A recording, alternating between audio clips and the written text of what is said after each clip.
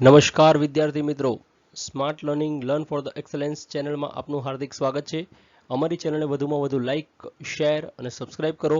અને હજી સુધી જો આપે નોટિફિકેશન બટન ઉપર ક્લિક ન કરી હોય તો અત્યારે જ ક્લિક કરો, જેથી અમારા દ્વારા જ્યારે પણ વિડીયો અપલોડ કરવામાં આવશે ત્યારે આપ સુધી માહિતી પહોંચી શકશે. આ સિવાય અમને ઇન્સ્ટાગ્રામ અને ટ્વિટર પર ફોલો કરવાનું જરૂરથી યાદ રાખજો, કારણ કે ત્યાં પણ અમારા દ્વારા વિવિધ ક્વિઝ, વિવિધ ફોટોઝ, ઇમ્પોર્ટન્ટ આર્ટિકલ્સ મૂકવામાં આવે છે. અહીં અપલોડ કરવામાં આવતો વિડીયો જો આપને પસંદ હોય તો ડિસ્ક્રિપ્શન બોક્સમાં આપેલી ટેલિગ્રામ ચેનલને જોઈન કરો અને અહીં અપલોડ કરવામાં આવતા વિડીયોની પીડીએફ ફ્રીમાં પ્રાપ્ત કરી શકો છો. આપના કોઈ પણ સજેશન, કોઈ પણ પ્રશ્નો હોય તો મિત્રો અમને જીમેલ એકાઉન્ટ અથવા તો યુટ્યુબના વિડીયોના કોમેન્ટ સેક્શનમાં આપ જરૂરથી જણાવી શકો છો. ત્યારબાદ મિત્રો જે તારીખ છે 31 જુલાઈ 2020, આજનો article the Hindu, Indian express, live mint, PIB, ઘણા બધા અલગ અલગ એસ્પેક્ટ્સથી વિચારવામાં આવ્યો છે અને ત્યારબાદ બનાવવામાં આવ્યો છે. ભારતને ગઈકાલે મેં તમને ફેક્ટમાં પણ જણાવી હતી નવી શિક્ષણ નીતિ, પણ એમાં માત્ર ફેક્ચ્યુઅલ ડેટા હતા. આજે એનું એનાલિસિસ આપણે કરીશું. જીપીએસસી વાળા વિદ્યાર્થી મિત્રો, ખાસ કરીને તમારું જે જીપીએસસીની મુખ્ય પરીક્ષાનું પેપર 6 છે એનો ટોપિક ખ, એમાં અર્થશાસ્ત્રમાં તમને અલગથી લખીને આપ્યું છે ભારતીય શિક્ષણ. ત્યાં તમારે ઇતિહાસના શિક્ષણથી લઈ અને વર્તમાન સુધી તમામ માહિતી ભેગી કરવાની હોય છે. તો એમાંથી જે વર્તમાનનો ટોપિક છે નવી શિક્ષણ નીતિ, એની સંપૂર્ણ માહિતી તમને આજના લેક્ચરમાં પ્રાપ્ત થશે. અહીં તમે જોઈ શકો છો કે ministry of human resource development, ગઈકાલે પણ આપણે કહ્યું હતું એમ, એનું નામ બદલાઈને હવે શું થઈ ગયું છે? Ministry of education.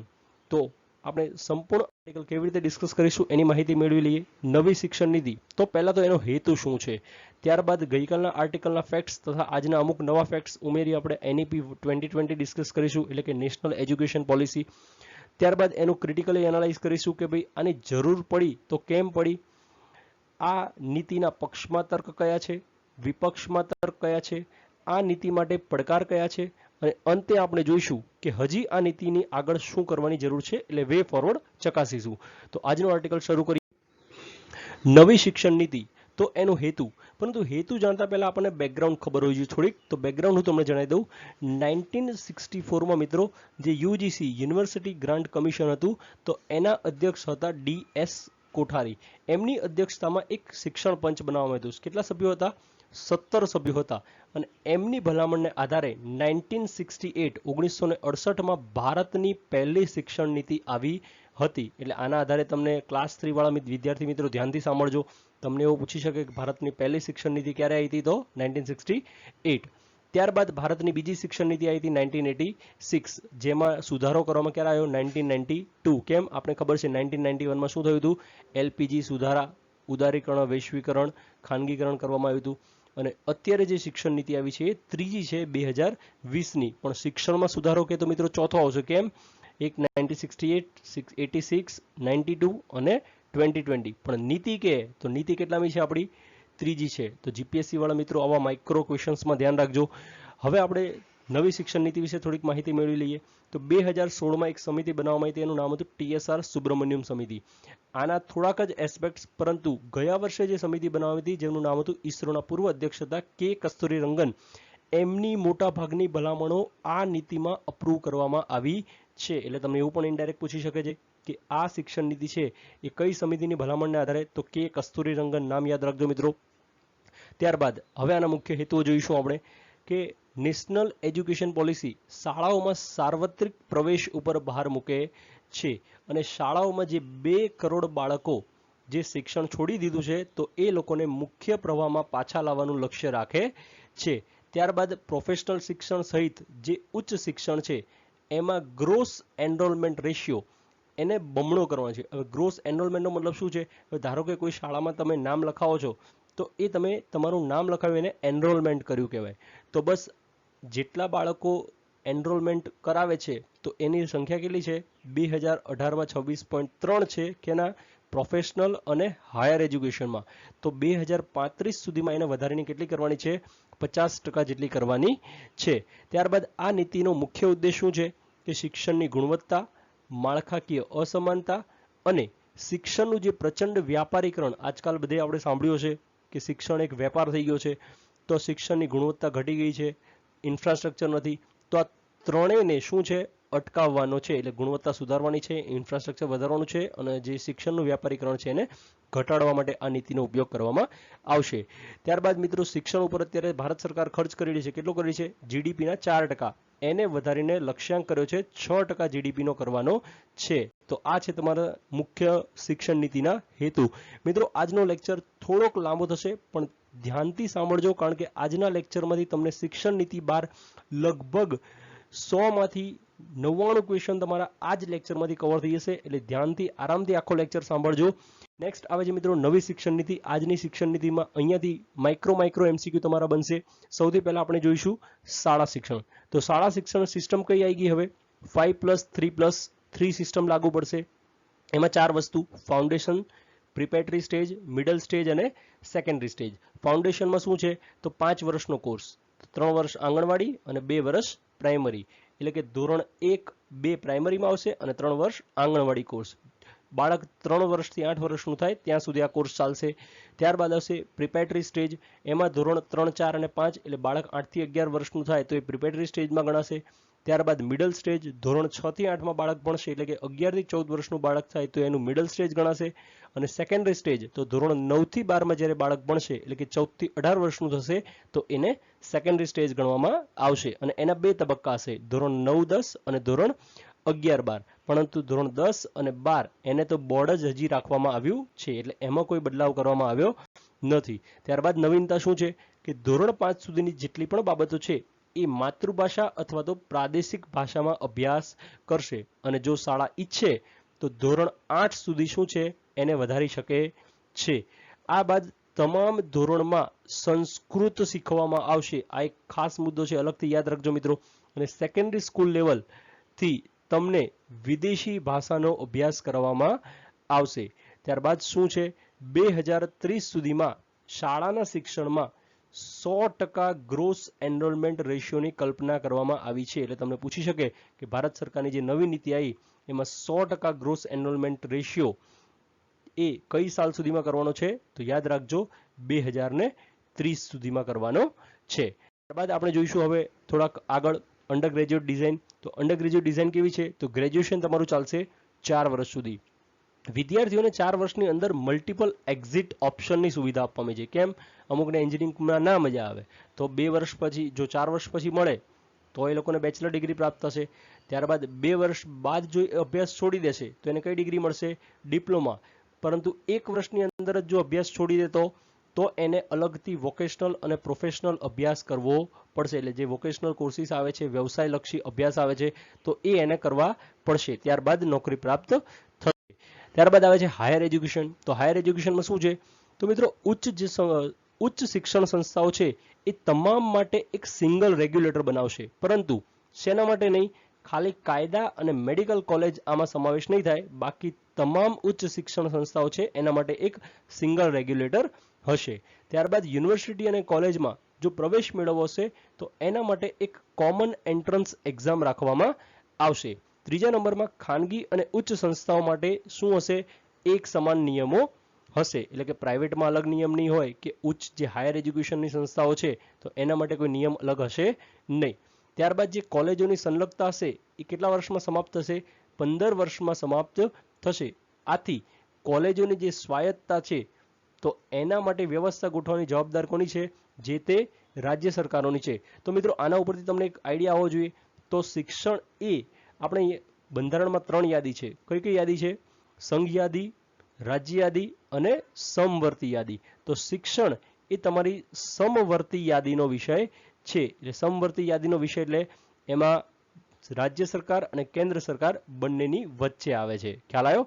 ત્યારબાદ હવે નેક્સ્ટ આવે છે દરેક કોલેજ ડિગ્રી આપતી સ્વાયત્ત કોલેજમાં તબદીલ થશે અથવા તો યુનિવર્સિટીનો હિસ્સો રહેશે. હવે શું કહેવા માંગે છે?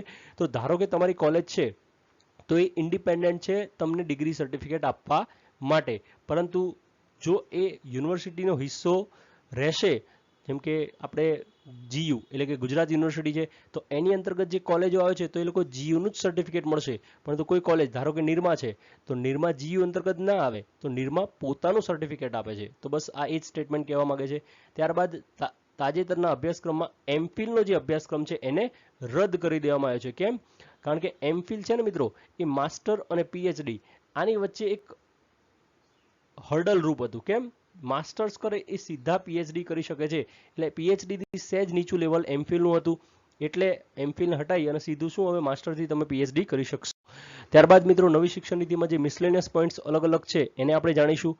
તો શાળામાં ધોરણ 6 થી તમને વોકેશનલ શિક્ષણ આપવામાં આવશે અને સ્કિલ અને ક્ષમતાના આધારે તમારો રિપોર્ટ કાર્ડ રેડી થશે કે કયા બાળકમાં કઈ ક્ષમતા છે, કયા બાળકમાં કઈ સ્કિલ છે, એના આધારે તમારું રિપોર્ટિંગ થશે. શિક્ષણ સંસ્થાઓમાં ફી ઉપર મર્યાદા લાગુ થશે. આપણને ખ્યાલ હશે ઘણા બધા બાળકો આજકાલ બાળ મંદિર કે એમાં હોય છે, એટલે કે કેજી લેવલમાં હોય છે તો પણ 25-30 હજાર રૂપિયા ફી મા બાપ ભરતા હોય છે. તો આ ફીની મર્યાદા સરકાર નક્કી આ નીતિ અંતર્ગત કરશે. હાયર એજ્યુકેશનમાં વિષયોની છૂટછાટ રહેશે. આ શું કહેવા માંગે છે? તમારે સાયન્સ, કોમર્સ અને આર્ટ્સ જે આનું હર્ડલ હતું એને દૂર કરી દેવામાં આવ્યું છે અને હાયર એજ્યુકેશનમાં તમારે જે વિષય રાખવો હોય તમે રાખી શકશો. ત્યારબાદ જે પ્રાદેશિક ભાષાઓ છે તો એનો એક ઈ કોર્સ તૈયાર કરવામાં આવશે. જેમ કે ગુજરાતી ભાષા છે તો ગુજરાતી ભાષામાં જે પણ પુસ્તક આવે છે એનો ઈ કોર્સ તૈયાર કરવામાં આવશે. ત્યારબાદ નેશનલ એજ્યુકેશન ટેકનોલોજી ફોરમની રચના કરવામાં આવશે, જેથી આ નીતિના અમલીકરણના ટેકનોલોજીકલ એસ્પેક્ટ્સને જોઈ શકાશે. ત્યારબાદ વિદ્યાર્થીઓનું જે મૂલ્યાંકન છે એ નેશનલ અસેસમેન્ટ સેન્ટરની પરખની રચના કરશે. આ શું કરશે? હવે ધારો કે તમારે કોઈ પરીક્ષા આપવી છે, ધારો કે આપણે જોઈ લઈએ જીપીએસસીની પરીક્ષા આપી છે, પરંતુ તમે જીપીએસસીમાં અપિયર થતા પહેલા શું કરો છો? ટેસ્ટ આપો છો. તો ટેસ્ટ ક્યાં આપો છો? અસેસમેન્ટ સેન્ટર, એટલે કે આપણે વિવિધ કોચિંગ ક્લાસીસ તમારા જે પણ હોય જ્યાં તમે ટેસ્ટ જોઈન કરતા હોય તો એ ટેસ્ટ સેન્ટરમાં તમે તમારું મૂલ્યાંકન કરો છો અને ત્યારબાદ જીપીએસસીમાં અપિયર થાવ છો. તો બસ આ નેશનલ અસેસમેન્ટ સેન્ટર પણ આવું જ હશે. વિદ્યાર્થી એનું મૂલ્યાંકન કરશે અને પછી ફાઇનલ પરીક્ષામાં અપિયર થઈ શકશે. ત્યારબાદ આ એક નવો મુદ્દો છે જે ગઈકાલના લેક્ચરમાં આપણે કવર નહોતો કર્યો, જે તમામ છોકરીઓ અને ટ્રાન્સજેન્ડર વિદ્યાર્થીઓ છે તો એમને સમાન ગુણવત્તાયુક્ત શિક્ષણ પ્રદાન કરવા માટે એક નવું ભંડોળ શરૂ કરવામાં આવશે. કયું? જેન્ડર ઇન્ક્લુઝન ફંડ, જેને કહેવામાં આવે છે જાતિ સમાવિષ્ટ ભંડોળ કહેવામાં આવે છે. તો આ શું હતી? આજની નવી શિક્ષણ નીતિ. હવે અરે આ શું આવ્યું મિત્રો? તો જે વિદ્યાર્થી મિત્રો લેક્ચર જોઈ રહ્યા છે, લેક્ચર પૂરું નથી થયું હજી, આ તમને બતાવે છે, તમે લાઈક કરો, શેર કરો, સબસ્ક્રાઇબ કરો અને જે વિદ્યાર્થીઓ હજી સુધી આ બટન ક્લિક નથી કર્યું તો અત્યારે જ ક્લિક કરો, નોટિફિકેશન બટન ઉપર ક્લિક કરો. આગળ મિત્રો નવી શિક્ષણ નીતિ 2020, તો આની જરૂર કેમ પડે છે? તો 21મી સદીમાં ભારતની જરૂરિયાત છે એને પહોંચી વળવા માટે જે અત્યારની શિક્ષણ વ્યવસ્થા છે એમાં પરિવર્તન લાવવાની જરૂર હતી, એટલા માટે આ નીતિની જરૂર પડી. ત્યારબાદ અત્યારે જે શિક્ષણ નીતિ છે એ 34 વર્ષ જૂની છે, એટલે આટલી જૂની શિક્ષણ પદ્ધતિ આપણે જોઈ લો, વિચારો 1986નું ભારત અને 2020નું ભારત, બંનેમાં ફરક તો છે જ ને. તો એટલા માટે નવી શિક્ષણ નીતિની આવશ્યકતા હતી. ત્યારબાદ જે પ્રાથમિક શાળાઓ છે એમાં નબળી સાક્ષરતા અને ગાણિતિક પરિણામો. કેમ? તો તાજેતરમાં નીતિ આયોગે એક રિપોર્ટ રિલીઝ કર્યો હતો. હવે એ રિપોર્ટ અંતર્ગત જે ચોથા ધોરણનો બાળક હતો એને બીજા અને ત્રીજા ધોરણના સમ એટલે કે ગણિતના પ્રશ્નો સોલ્વ કરવા આપ્યા તો એ સોલ્વ કરી શક્યો નહીં. ધેટ મીન્સ ગાણિતિક પરિણામો નબળા છે. અને છઠ્ઠા ધોરણના બાળકને પાંચમા ધોરણનું અંગ્રેજીની પુસ્તક વાંચવા આપી તો એ પ્રોપરલી રીડ કરી શક્યો નહીં. ધેટ મીન્સ એ શું છે? એની નબળી સાક્ષરતા છે. ત્યારબાદ જે મધ્યમ અને માધ્યમિક શાળાઓ છે એમાં ડ્રોપઆઉટનું સ્તર વધતું જાય છે. એટલે પહેલું, બીજું, ત્રીજું, ચોથું, પાંચમું વિદ્યાર્થીઓ જેમ જેમ ઉપર જાય એમ ક્લાસમાં વિદ્યાર્થીઓની સંખ્યા ઘટતી જાય છે, એટલે કે ડ્રોપઆઉટ સ્તર શું છે? વધતું જાય છે. ઉચ્ચ શિક્ષણ પદ્ધતિ, તો એમાં બહુવિધ કૌશલ્ય કાર્યક્રમ અને આકાંક્ષાઓ પૂરી કરવામાં એ શું છે? નિષ્ફળ છે. કેમ? હવે ધારો કે કોઈ એન્જિનિયર બની ગયું, પરંતુ એ એન્જિનિયર ખાલી પુસ્તકીય જ્ઞાન વાળો છે, બરોબર, એની પાસે કોઈ સ્કિલ છે નહીં, તો બજારમાં એને નોકરી મળશે નહીં. આથી કૌશલ્યવાન એન્જિનિયર્સ જે પણ બહાર નીકળે, એન્જિનિયર્સ હોય, ડોક્ટર હોય, કોમર્સ કરેલો વિદ્યાર્થી હોય, તો એની પાસે કૌશલ્ય નહીં હોય તો એની આકાંક્ષાઓ પૂરી થશે નહીં. આથી ઉચ્ચ શિક્ષણ પદ્ધતિમાં પણ બદલાવની જરૂર હતી. ત્યારબાદ આવશે આ નીતિના પક્ષમાં કયા કયા તર્ક આપવામાં આવે છે. તો સૌથી પહેલું, નેશનલ એજ્યુકેશન પોલિસી એ તમારી આકર્ષક લાગે છે અને લવચિક લાગે છે, એટલે કે ફ્લેક્સિબલ લાગે છે. કેમ? કારણ કે જે શીખનાર વિદ્યાર્થીઓ છે એમના માટે વિવિધ વિકલ્પો ઉત્પન્ન કરી આપે છે, બરોબર. જેમ કે તમે જોયું પ્રાદેશિક ભાષા છે, તમે આર્ટ્સ, કોમર્સ, સાયન્સ સિવાય ઉચ્ચ શિક્ષણમાં પોતાનો વિષય નક્કી કરી શકશો. કોલેજોને સ્વાયત્તતા આપવામાં આવી છે. આથી અલગ અલગ વિકલ્પો પસંદ કરવાની મંજૂરી આપે છે. ત્યારબાદ નેશનલ ટેસ્ટિંગ એજન્સી આ વિદ્યાર્થીઓ, યુનિવર્સિટી અને કોલેજ એ આખી શિક્ષણ પ્રણાલીનું ભાર ઘટાડવા માટેનું એક સાધન બની શકે છે. જેમ કે કોલેજને દર સેમેસ્ટરમાં પરીક્ષા લેવી પડે છે, યુનિવર્સિટીને એન્ટ્રન્સ એક્ઝામો રાખવી પડે છે, તો આ નેશનલ ટેસ્ટિંગ એજન્સી છે તો એ બધાનું શું કરશે, ભાર ઘટાડી શકે છે. ત્યારબાદ વિદ્યાર્થીઓ પાસે ભાષામાં અભ્યાસ કરવાનો વિકલ્પ હોવો જોઈએ, જે રાષ્ટ્રીય સ્વરૂપે શું છે, સ્થાનાંતરણને સક્ષમ કરે છે. કેમ આવું? કારણ કે ધારો કે જો કોઈ તમિલનાડુનું ફેમિલી છે, હવે એના ફેમિલીને ગવર્મેન્ટ જોબ છે, તો એ આઈને ભણે છે ગુજરાતમાં. કેમ? હવે તમિલનાડુનો કોઈ વ્યક્તિ ગુજરાતમાં નોકરી કરતો હોય તો એની ફેમિલી ક્યાં રહેશે? ગુજરાતમાં. તો ગુજરાતમાં જો એ અભ્યાસ કરતો હશે તો એની પાસે જે તે ભાષામાં અભ્યાસ કરવાનો વિકલ્પ હોવો જોઈએ. ત્યારબાદ મિત્રો શિક્ષણનો અધિકાર આપણા ભારતના બંધારણના ભાગ 3નો અનુચ્છેદ 21A 6 થી 14 વર્ષના બાળકોને ફરજિયાત શિક્ષણ, ડીપીએસપી એટલે કે રાજ્ય નીતિના માર્ગદર્શક સિદ્ધાંતો, એમાં આર્ટિકલ નંબર 45 શું કહે છે, 0 થી 6 વર્ષના બાળકોને શિક્ષણ આપવું રાજ્ય સરકારની જવાબદારી છે. અને ફંડામેન્ટલ ડ્યુટી એટલે કે મૂળભૂત ફરજોનું 51A એની ફરજ નંબર 11, માતા પિતાની જવાબદારી છે કે બાળક 6 થી 14 વર્ષનું થાય તો એને ફરજિયાત શિક્ષણ અપાવવું જોઈએ. તો આ સુનિશ્ચિત કરવા માટે આ શિક્ષણ નીતિ બહુ અગત્યની છે. અને લાંબા સમયથી જે અવગણના થતી હતી કોની, તો પ્રાચીન ભારતીય ભાષાઓનું જ્ઞાન બાળકોને મળવું જોઈએ, તો એની શરૂઆત આ નીતિએ કરી દીધી છે. કેમ? અત્યારે તમે જેટલા પણ વિદ્યાર્થીઓ વિડીયો જોઈ રહ્યા છે, તમે ખુદ વિચારો, તમે શું સંસ્કૃતમાં 5 શ્લોક પણ અત્યારે બોલી શકો છો? કેમ ના? કારણ કે એ પ્રાચીન ભારતીય ભાષાને પ્રોત્સાહન આપવામાં આવ્યું નથી. અને સંસ્કૃત એ આપણી સૌથી પ્રાચીન ભાષા છે. એવું કહેવાય છે સંસ્કૃતમાંથી જ ઘણી બધી ભાષાઓનો ઉદ્ભવ થયેલો છે. ઉર્દુ છે, હિન્દી છે. તો એ પ્રાચીન ભારતીય ભાષા આપણને જાણવી આવશ્યક છે, જેથી આપણું જે કલ્ચર છે, હેરિટેજ છે, એ જળવાઈ રહે. ત્યારબાદ મિત્રો જે પ્રાયોગિક શિક્ષણ છે એને પ્રાયોગિક શિક્ષણ અને વિવેચક વિચારધારા ઉપર ભાર મૂકે છે. કેમ? બાળકોને પ્રેક્ટિકલ એજ્યુકેશન મળશે તો એ લોકોને ભવિષ્યમાં આગળ જતા કોઈ તકલીફ પડશે નહીં. અને કોઈ પણ વિદ્યાર્થી ક્રિટિકલી એનાલાઇઝ કરતો થશે કોઈ પણ ટોપિકને, જેમ કે આ શિક્ષણ નીતિ આપણે ડિટેલમાં એનાલિસિસ કરશું તો તમને બધા જ તર્ક ક્લિયર થશે. તો એવી રીતે દરેક શિક્ષણમાં નાનપણથી બાળક આવું ક્રિટિકલી એનાલાઇઝ કરતો થાય તો એના ઉપર આ શિક્ષણ નીતિ ભાર મૂકે છે. ત્યારબાદ આવે છે નવી શિક્ષણ નીતિના વિપક્ષમાં તર્ક. તો શું છે વિપક્ષમાં તર્ક? સૌથી પહેલા આ શૈક્ષણિક સંસ્થામાં કોઈ અનામતનો ઉલ્લેખ કરવામાં નથી આવ્યો. કેમ? ભલે એ વિદ્યાર્થી હોય, શિક્ષક હોય કે એનો કર્મચારી હોય, માત્ર અમુક સંદર્ભમાં અનુસૂચિત જાતિનો ઉલ્લેખ કરેલો છે, બાકી કોઈ અનામત એસસીબીસી છે, એસસી છે, એસટી એનો કોઈ ઉલ્લેખ કર્યો નથી. કેમ? ભારતમાં અનામત આવશ્યક છે. કેમ? સમયની અત્યારે માંગ છે, પરંતુ એનો એમણે ઉલ્લેખ કર્યો નથી. એટલે આજના ઇન્ડિયન એક્સપ્રેસના રાઇટર એનો ક્રિટિકલી એનાલાઇઝ કરે છે કે આ કદાચ સરકારે આમાં થોડીક વધારે ભાર દેવાની જરૂર હતી. ત્યારબાદ ઇન્ડિયન એક્સપ્રેસના જ રાઇટર એવું કહે છે મિત્રો કે તમે સાયન્સ, કોમર્સ અને આર્ટ્સને આધારે, એટલે કે સાયન્સ, કોમર્સ ને આર્ટ્સને આધારે આખી શિક્ષણ નીતિ નક્કી કરી શકો નહીં. એ સિવાય પણ ઘણા મુદ્દા છે જેને તમે શું કહેવાય અપ્રોચ કે એના ઉપર અભિગમ વ્યક્ત કર્યો નથી. જેમ કે મહિલા અધ્યયન અથવા તો જાતિ અધ્યયન, કલ્ચરલ અધ્યયન, મીડિયા અધ્યયન, પર્યાવરણીય વિકાસ અધ્યયન, આ બધા સંવેદનશીલ મુદ્દા છે. કેમ? દિવસે ને દિવસે રેપની ઘટનાઓ વધતી જાય છે, તો બાળકને જ જો જાતિ આધારિત શિક્ષણ બાળપણથી આપવામાં આવશે તો એ કેસ સંવેદનશીલ મુદ્દો ધીરે ધીરે ઘટી જશે. કલ્ચર અને હેરિટેજ આપણે આગળ વાત કરી, આપણું હેરિટેજ રીચ છે, તો આવા સંવેદનશીલ મુદ્દા બાળકોને અત્યારથી ભણાવવા જોઈએ. મીડિયામાં પણ એવું જ છે. આપણે એમ કહીએ છીએ કે મીડિયા, ઘણા બધા એવું કોમેન્ટ્સ આપણે ટ્વિટરમાં જોઈએ છીએ કે મીડિયા વેચાઈ ગઈ છે, સત્તાધારી પક્ષ અથવા વિપક્ષના પક્ષમાં જ બોલે છે. તો આના માટે આપણે આ શિક્ષણમાં જ એવું ફાઉન્ડેશનમાં મીડિયાનો કોર્સ મૂકી શકીએ છીએ, જેથી શિક્ષણમાં બાળક નાનપણથી મીડિયાનું અધ્યયન કરી શકે.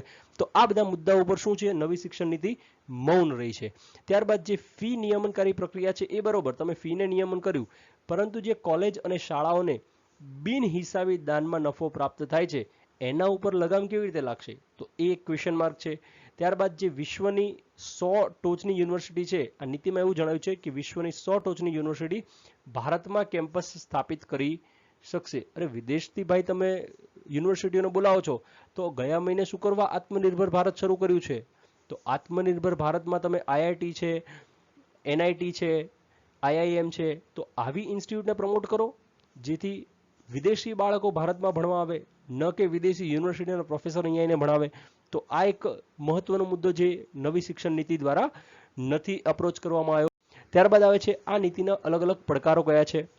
નંબર 1, વધતી ખાનગીકરણની પરિસ્થિતિ અને ઉચ્ચ શિક્ષણની જે જાહેર સંસ્થાઓનો સૂર્યાસ્ત. હવે શું કહેવા માંગે છે, ઘણા બધા વિદ્યાર્થીઓને ઉપર થઈ ગયું હશે તો તમને જણાવી દઉં કે આજકાલ તમને ખ્યાલ છે પ્રાઇવેટાઇઝેશન દિવસે ને દિવસે વધતું જાય છે અને ખાનગી સ્કૂલોમાં બાળકો વધે છે અને ગવર્મેન્ટ સ્કૂલમાં બાળકો ઘટે છે. તો આવી પરિસ્થિતિમાં આ નીતિ લાગુ કેવી રીતે કરશો એક ચિંતાનો વિષય છે.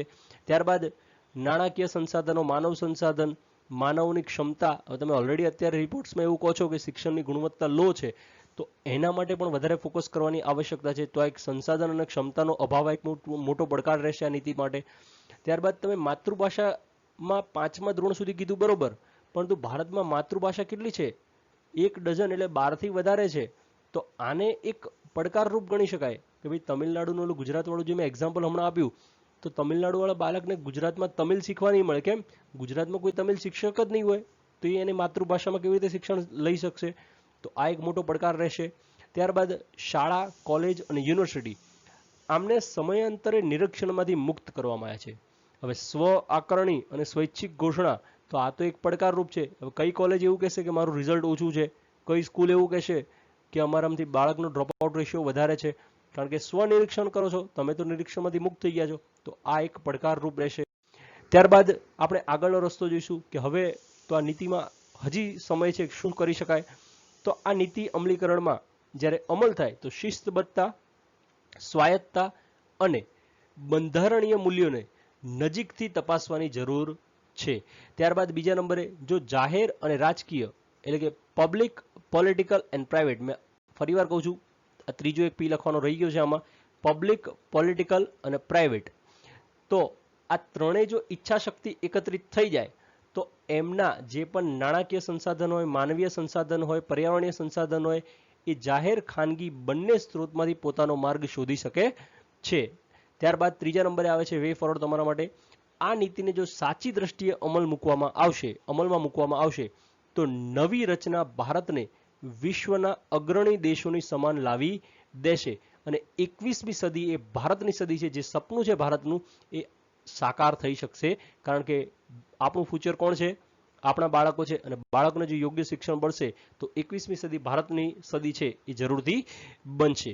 તો આ હતો મિત્રો આજનો લેક્ચર આપને કેવો લાગ્યો જરૂરથી કોમેન્ટ સેક્શનમાં જણાવજો. અમારા ચેનલને લાઈક, શેર અને સબસ્ક્રાઇબ કરવાનું ન ભૂલતા. અને આજની સંપૂર્ણ પીડીએફ તમે જરૂરથી ટેલિગ્રામ ચેનલમાં આવો, તમને ત્યાં ફ્રીમાં પ્રાપ્ત થશે. ફરીવાર એક નવા વિડીયો સાથે મળીશું. ત્યાં સુધી મને રજા આપો. Thank you very much. જય હિન્દ.